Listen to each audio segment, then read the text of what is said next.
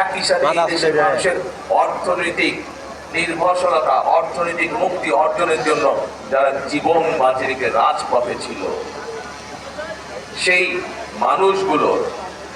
মানুষগুলোর প্রতি যদি সম্মান জানাতে হয়, তাহলে আমাদেরকে সজাগ থাকতে হবে গণতন্ত্র রক্ষার জন্য, ভোট যাতে সবাই দিতে পারে। কিন্তু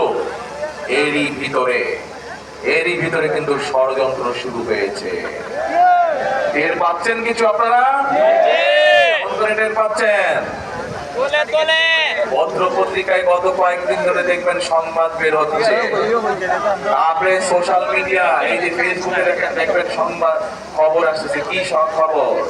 এই যে আমরা বিএনপি আমরা বহু বছর থেকে বলে আসছি যে প্রবাসে যারা আমাদের বন্ধু বান্ধব, আত্মীয় স্বজন, আমাদের দেশের মানুষ আছে, বাংলাদেশি মানুষ যারা আছে, তাদের ভোটের ব্যবস্থা করার জন্য বর্তমান অন্তর্বর্তীকালীন সরকার সেই ব্যবস্থা করছে। কিন্তু আমরা পত্রিকার মাধ্যমে জানতে পারছি, আমরা সোশ্যাল মিডিয়ার মাধ্যমে